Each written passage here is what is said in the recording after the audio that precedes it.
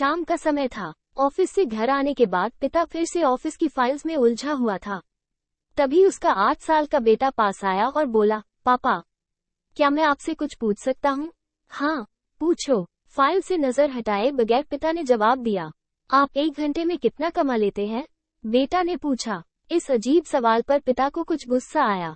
उसने जवाब दिया, तुम्हें इससे क्या मतलब? क्यों बेकार के सवाल पूछकर मेरा समय खराब कर रहे हो? देखते नहीं, मैं काम में बिजी हूँ। पापा, मैं बस जानना चाहता हूँ। प्लीज बताइए ना, आप 1 घंटे में कितना कमा लेते हैं? बेटा जिद करने लगा। 500 रुपये, पिता ने जवाब दिया और काम में लग गया। ओह, बेटा सिर झुकाकर कुछ सोचने लगा। फिर सिर उठाकर बोला, पापा, आप मुझे 300 रुपये उधार दे सकते हैं? ये सुनना था कि पिता का गुस्सा बढ़ गया। वो बेटे को झिड़कते हुए बोला, अच्छा, तो तुम इसलिए मुझसे मेरी सैलरी पूछ रहे थे? तुम्हें खिलौना या कोई फालतू सी चीज खरीदनी है? अब एक शब्द कहे बगैर सीधे अपने कमरे में जाओ और सो जाओ। मैं इतनी मेहनत से पैसे इसलिए नहीं कमाता कि तुम्हारी हर फालतू मांग पूरी कर सकूं। बेटे का चेहरा उतर गया। भारी कदमों से वो वहां से चला गया।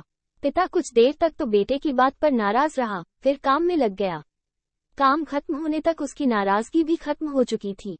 अब उसे बेटे के प्रति अपने खुद के व्यवहार पर दुख होने लगा।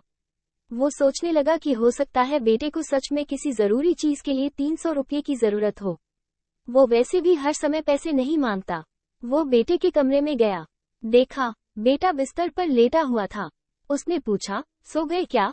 बेटा तुरंत उठकर बैठ गया और बोला, नहीं पापा, मैं जगा हुआ हूँ। बेटा, मैं काम की वजह से परेशान था और मेरा काम का गुस्सा तुम पर निकल गया।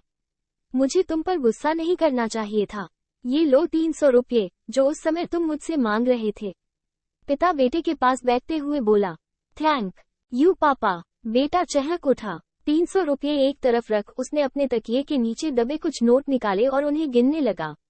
ये देख पिता को फिर से गुस्सा आने लगा। वो गुस्से में बोला, जब तुम्हारे पास पहले से ही पैसे थे, तो तुम और पैसे क्यों मांग रहे थे? क्योंकि मेरे पास पूरे पैसे नहीं थे पापा, अब हैं। बेटे ने मासूमियत से जवाब दिया, पापा ये लीजिए 500 रुपये। क्या इससे मैं आपका 1 घंटा खरीद सकता हूँ? प्लीज कल आप घर जल्दी आ जाना, मैं आपके साथ डिनर करना चाहता हूँ। बेटे की बात सुनकर पिता अवाक रह गया। सीख, हम पैसे कमाने की जद्दोजहद में इतने ज्यादा व्यस्त हो जाते हैं कि हमारा परिवार पीछे छूट जाता है। हमारे पास अपने परिवार और प्रियजनों के साथ बिताने के लिए समय ही नहीं होता। समय धीरे धीरे हमारे हाथ से फिसलता चला जा रहा है और बीता समय कभी वापस नहीं आएगा।